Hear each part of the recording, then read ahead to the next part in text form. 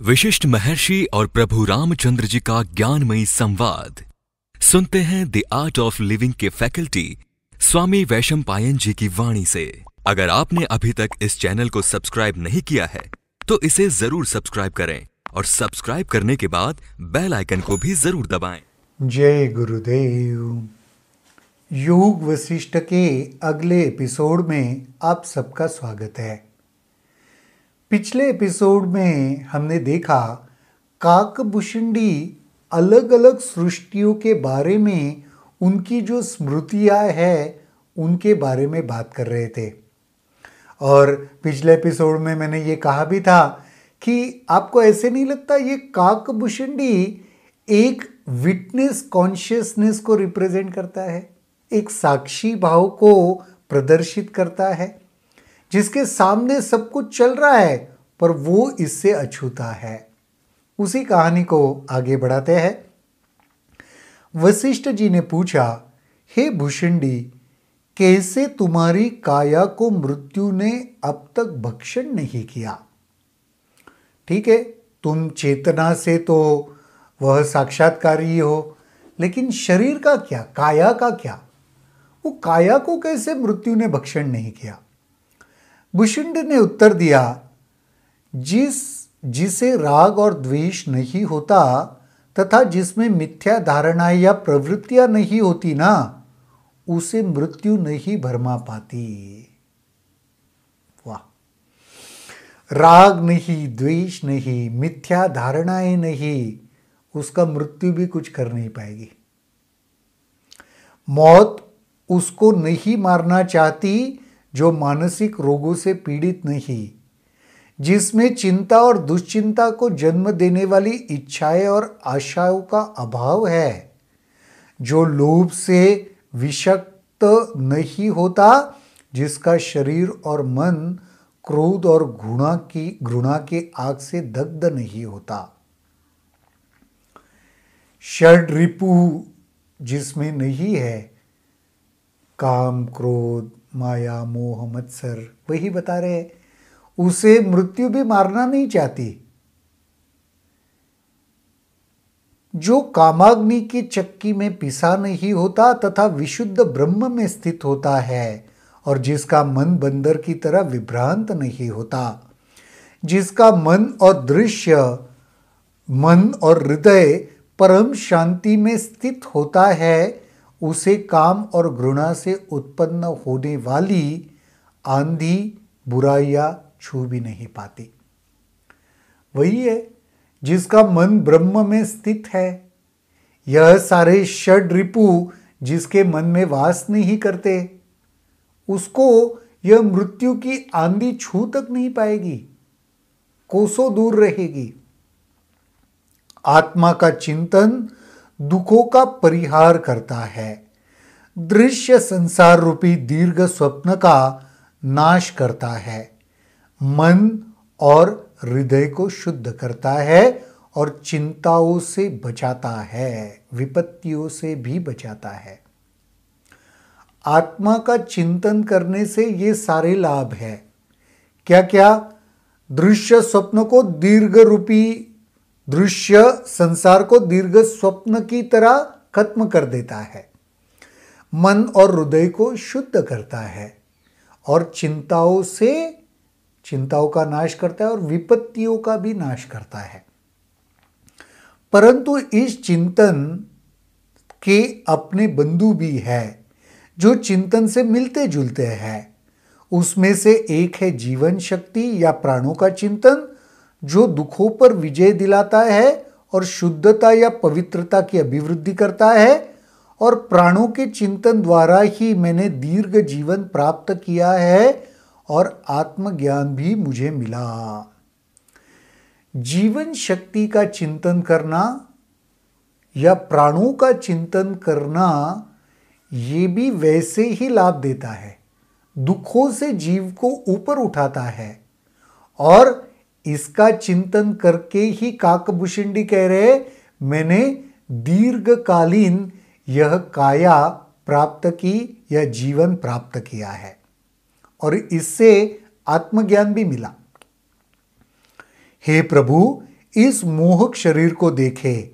इसके 3 स्तंभ यानी 3 नाड़ियां है और 9 द्वार है। इसकी रक्षा अहम करता है, जिसकी 8 पत्नियां यानी पुर्यष्टक है। इनके नातेदार यानी मूल तत्व। काम के ठीक मध्य में ईड़ा और पिंगला है। 3 कमल जैसे चक्र है। ये चक्र मांस और अस्थियों से बने हैं। जब प्राणवायु इन चक्रों को आर्द्र करता है तो कमल के समान चक्र की पत्तियां स्पंदन करने लगती है। इनके स्पंदन से प्राणवायु भी फैलता है। इससे ये नाड़ियां ऊपर और नीचे अपनी किरणें बिखरने लगती है। संत लोग इन प्राणवायुओं को भिन्न भिन्न नाम से पुकारते हैं, जैसे प्राण, अपान, समान, व्यान, उदान आदि। यह नामकरण उनके विभिन्न कार्यों के आधार पर हुए हैं। इन सभी को ऊर्जा केंद्रीय चक्र रत चक्र से प्राप्त होती है। अब थोड़ा टेक्निकल भी बताने लगे हैं। जो योग का आधार है ना।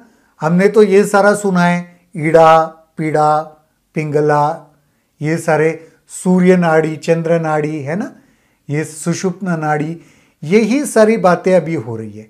तो वो वही कह रहे हैं कि इसके 3 स्तंभ है और 9 द्वार है।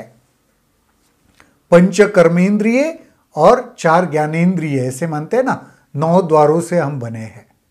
तो ये सारे 5 तो आपको इंद्रिय पता है, फिर मन, बुद्धि, चित्त, अहंकार, ये सारे दरवाजे, इससे हम लेते हैं, समझते हैं, अनुभव करते हैं। तो ये सारे, और जिनकी 8 पत्नियां हैं जिसे पुर्यष्टक कहते हैं, और अनेक नातेदार है जिनको मूल तत्व कहते हैं। तो इन तत्वों से, इन सारे 9 दरवाजों से, 3 नाड़ियों से हर किसी का जीवन चलता रहता है। अब ये जब श्वास प्राणवायु के ऊपर जब कंट्रोल करते हैं तो उससे क्या क्या होता है और वो कहां पे होता है वो बता रहे हैं। रथ कमल में जो ऊर्जा स्पंदित होती है उसका नाम प्राण है। हृदय स्थान में जो ऊर्जा स्पंदित होती है उसे प्राण कहते हैं। प्राण नेत्रों को देखने की शक्ति प्रदान करता है, मुंह को बोलने की शक्ति देता है, भोजन को पचाता है और शरीर के सभी प्रकार्य करता है। इसके 2 मुख्य कार्य है, एक ऊपर और दूसरा नीचे। इसलिए इसके क्रमशः 2 नाम भी है, प्राण और अपान। पूरे शरीर में जो जीवन ऊर्जा है वो प्राण है। प्राण के वजह से ही सब कुछ मुमकिन है। देखना, सूंघना, हजम करना, सब कुछ ये ऊपर की ओर बहता है और नीचे की ओर बहता है, ये जीवन ऊर्जा। जब ये ऊपर की ओर बहता है उसे प्राण कहते हैं, जब ये नीचे की ओर बहता है उसे अपान कहते हैं। हम में से कुछ लोगों को ये पता भी होगा। मेरी उनके प्रति पूज्य भाव है, वे थकान से दूर है, हृदय में सूर्य और चंद्र की तरह चमकते हैं। वे उस मन रूपी गाड़ी के पहिए हैं जो शरीर रूपी नगर को संरक्षक समझता है। अहम रूपी राजा के प्रिय अश्व भी है, उनके प्रति श्रद्धान्वित रहता हूं और सदा एक रूप रहने वाली चेतना में स्थित की जो गहरी नहीं मैं हूं। जो प्राण और अपान के प्रति पूज्य भाव रखते हैं वह इस संसार में पुनः जन्म नहीं लेते और बंधन से मुक्त हो जाते हैं। तो बेसिकली इसमें यह कह रहे कि मैं प्राण और अपान के प्रति सजग रहता हूं, उसके प्रति पूज्य भाव रखता हूं, सम्मान करता हूं। जब आप प्राण और अपान का सम्मान करते हो तो सारे बंधनों से मुक्त हो जाते हो और फिर पुनः जन्म नहीं लेना पड़ता। तो योगी भी वही करते हैं ना, प्राण के ऊपर अपान के ऊपर एक नियंत्रण लेके आते हैं जिससे योगियों को पुनः जन्म लेने की आवश्यकता नहीं पड़ती। बड़ा इंटरेस्टिंग बता रहे हैं कि उन्होंने अपनी काया को कैसे मेंटेन किया। तो ये पंच प्राणों के ऊपर वो बहुत कुछ दिलचस्प बातें हमें बता रहे हैं काकभूषण जी। आज के एपिसोड में तो यहीं पर रुकेंगे, अगले एपिसोड में देखते हैं और क्या कहते हैं। तब तक के लिए जय गुरुदेव।